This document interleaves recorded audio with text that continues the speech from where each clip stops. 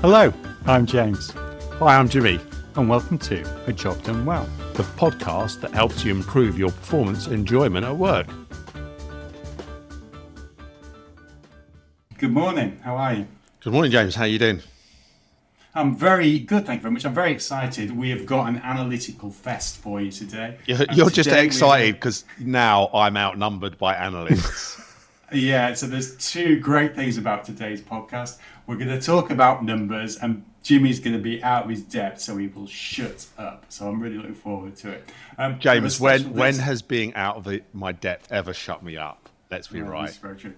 So we have a special guest today, and that guest is Bernie Smith. Welcome, Thank you very much, Bernie. Good to be here.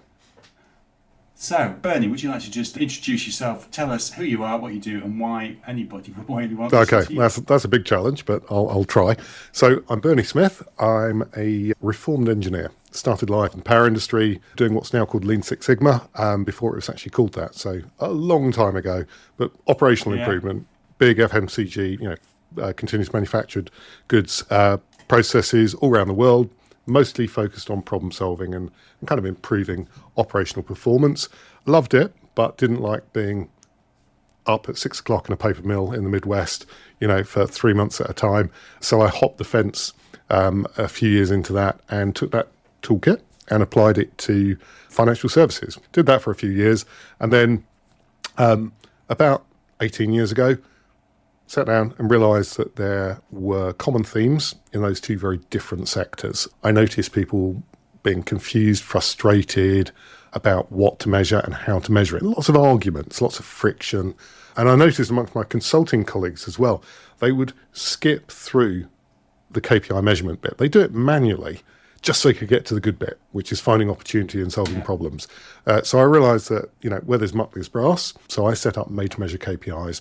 I wrote my first book, KPI Checklist, and have spent the last 18 years just nerding out, just focusing in on what do people find difficult, frustrating, or annoying about choosing and implementing KPIs and measures, and how can we make that easier? So you are an analyst, Bernie, is that right? I couldn't comment.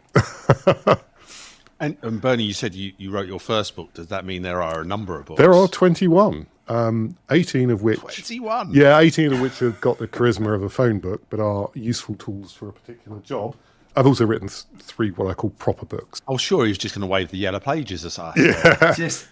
I tell you, Jimmy is looking so excited about those books. You have Of course, to send him a copy of each of them, and I will make sure he reads them. And one of the reasons why I'm excited is because usually James is our resident best-selling author, right? And you've written 20 books more than him, so he's got his work cut out for this year. I have got a significant head start in terms of time and word count and analytical prowess, no doubt. Quality, not quantity. Well, we're on 2 counts. Anyway, yeah. James, what have you been up to recently? I have mostly been scraping ice off the car. -5 degrees C in Nottingham this morning. Everybody else is under floods and under feet of snow. Not here, it's just a bit bloody cold. But it is so cold I have resorted to putting a vest on. So there you go, there's a nice mental image for you. James, you're the only person I know who wears a vest. But I also have had the pleasure of editing a couple of our episodes of our podcast recently and noted the fact that James regularly mentions the weather. And his Volvo's, it's usually his Volvo's ability to overcome the weather. Well, yeah, but there's smug middle-class satisfaction in owning a Volvo. I tell you, my heated seats were amazing this morning. Built by Scandinavians for Scandinavians. Can you not see the sort of Nordic good looks? And what have you been up to then? Well, we're getting into 2025, and one of the things I've noticed is the usual flurry of people announcing their new jobs for the new year. Quite a few people taking steps out of big corporate jobs and looking to do something different with their lives, which I thought was an interesting trend that I've started to see. Oh, I don't think that's a trend, mate. It's age-related. Bernie, let's just start. Why do we need measures in business? Just start with some really basic stuff. I find that the world roughly divides into 2 camps. People who believe in measurement as a way of managing a business and people who don't. Now, a bit of Darwin shows that the ones who believe in measurement tend to get on better. But put very simply, if you don't measure stuff, you're guessing. For a very small business, you will have enough first-hand input to your brain that you can probably form a reasonable judgment of what's going on. But at some point, the people making decisions become sufficiently removed from a lot of the key activities that they need information. And anyone who's read Daniel Kahneman knows that we're all biased. Our filters don't really work as well as we think they do. So you need some kind of objective method to help your decision making. So for me, KPIs, metrics, measures, whatever you want to call them, they are the trustworthy tools for decision making. They're not the whole world, but they do provide this objective bedrock that will inform your decision making. Now that's the slightly negative way of looking at it. I actually tend to look at KPIs and think of them as your optional unfair advantage. So if you've ever watched Back to the Future, I think it's the first one, where Biff goes back in time. Showing your age there. Oh, I know. And he finds the Showing book. your age. Yeah, the sports almanac. So Biff goes back, gives it to his younger self, and Biff the elder, blonde hair, megalomaniac, big gold suite, goes through his life just having stellar luck betting. Now, that's the kind of unfair advantage that when you choose a KPI, it won't give you that, but it can get you some of the way towards that. There is this handful of game-changing measures that if you can pinpoint them and make them measurable, will just scare the living daylights out of your opposition and help you become dominant in your field. They are hard to find by definition, and they're often extremely difficult to measure as well, or apparently look impossible to measure. We just push them to one side and completely overlook them. And that is where all the glory and excitement really lies, as far as I can see. You've got a method where you create a matrix and you talk about importance versus ease of availability. Yeah, ease of measurement versus... So really, absolutely. So I call that the shortlisting matrix. So your first step is to figure out the outcomes that you want. Now, that's a deceptively important step. Most businesses think they know what they want to happen. It's surprising how many disastrous conversations I've witnessed where companies actually struggle to do that beyond making a profit. Most commercial organisations want about 6 things: make a profit whilst not running out of cash, growth, innovation, meeting their ESG requirements increasingly, managing risk, staying legal and compliant.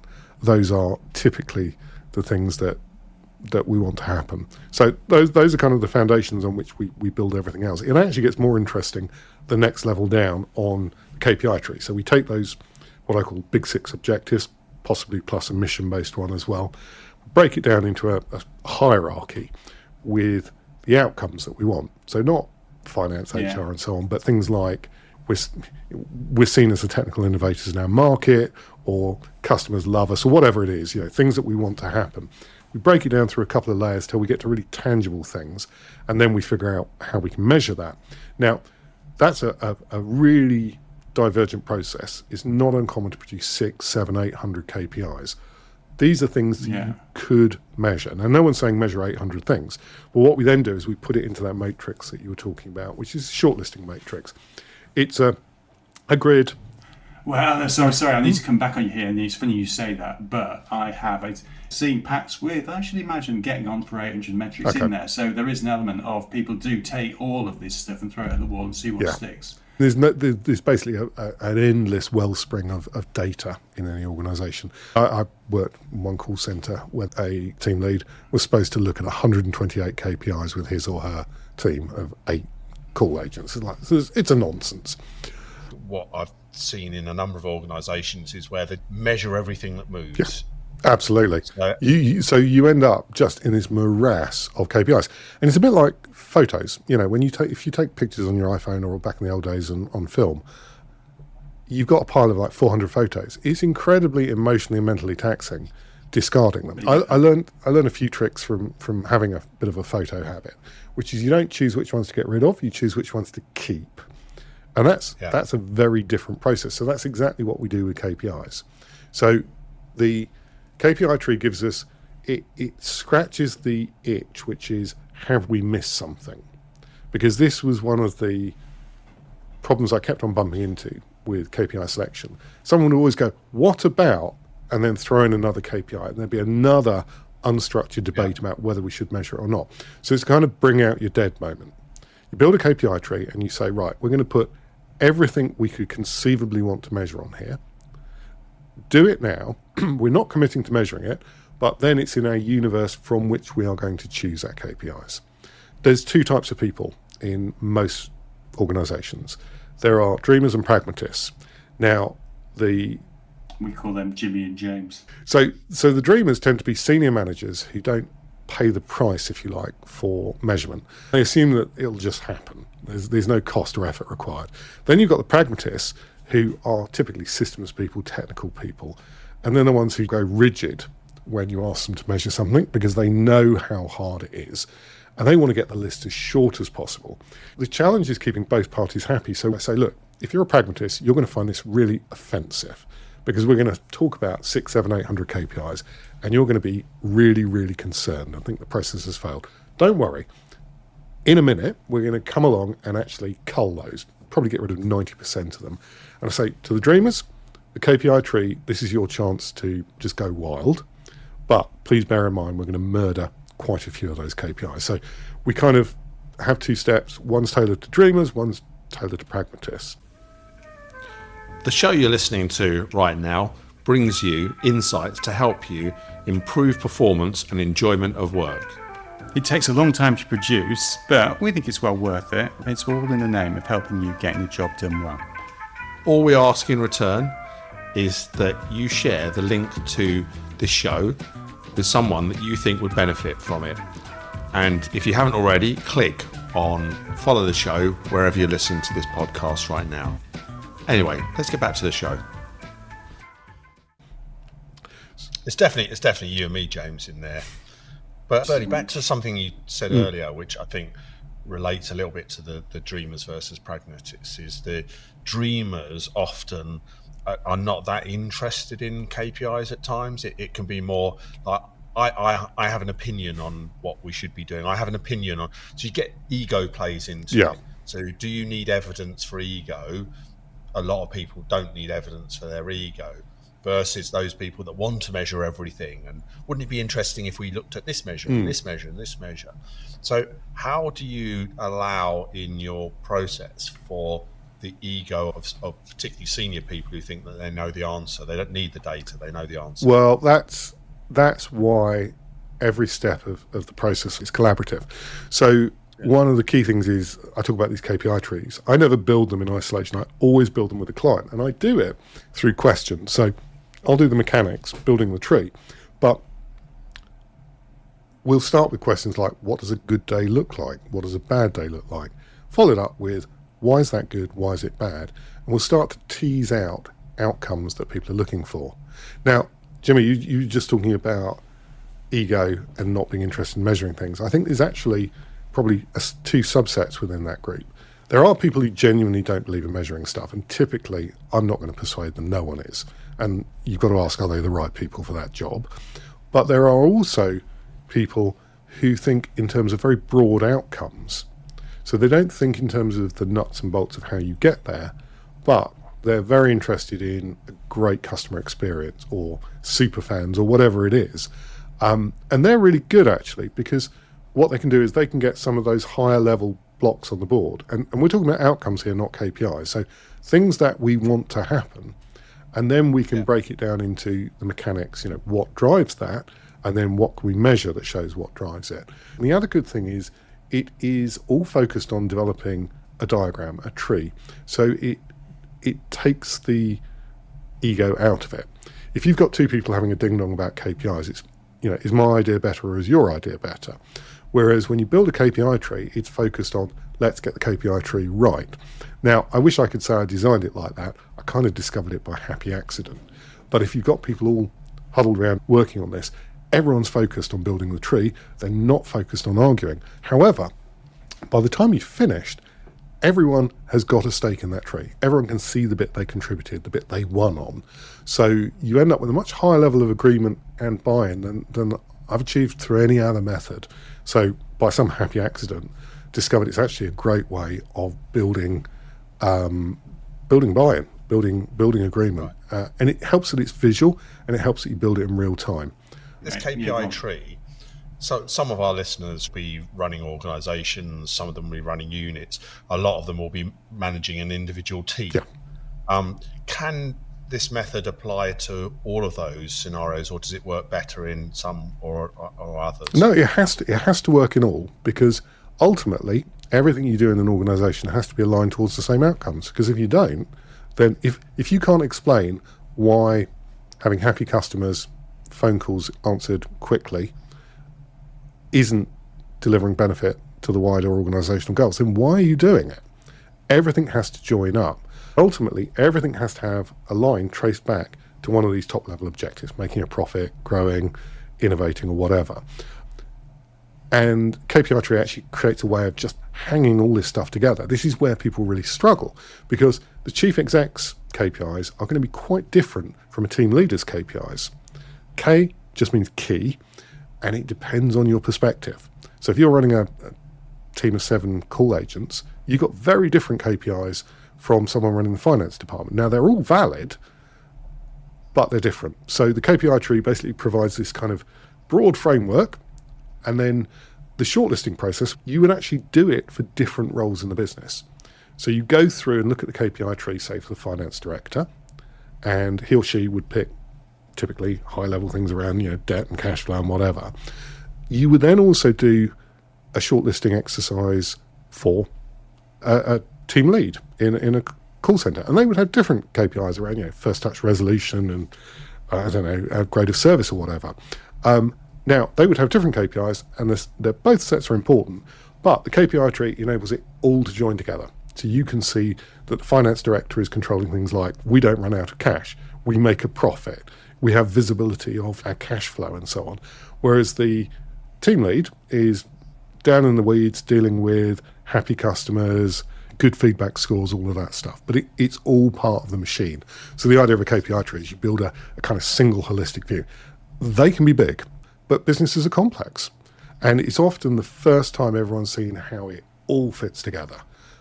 So once we've got this KPI tree, then you then get into a question of not all measures are equal. So on the one hand, you've got how useful is this measure, but on the other hand, you've got how practical it is. How easy is it to get it? Absolutely. So we end up with 4 quadrants, very simplistically, because actually they're scored 1 to 10. So you get something called a ranking score, where you multiply them together. So anything which has got 100, it's a no-brainer. So things like cash in bank, very easy to measure, super important. So great, we're just going to do that. And those are the things that you don't debate too much. And they go on the board. Things that are difficult or impossible to measure and trivial, that's easy, because typically that's just empty. They typically don't make a KPI tree. So then we have 2 other quadrants that are really interesting. The easy one to deal with is easy to measure, but not that important. Now, we were just talking there, you were talking, James, about 800 KPIs in a management pack. Huge numbers of those KPIs will be in the measurable but who cares category.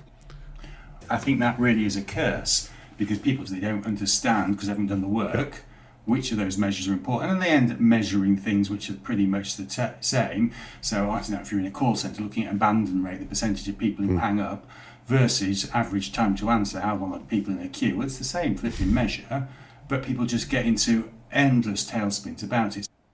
The danger I find is that when you start writing down these KPIs, even if they're easy to get, but they're not important, you put them in the KPI report, and next thing you know, everyone thinks they're important.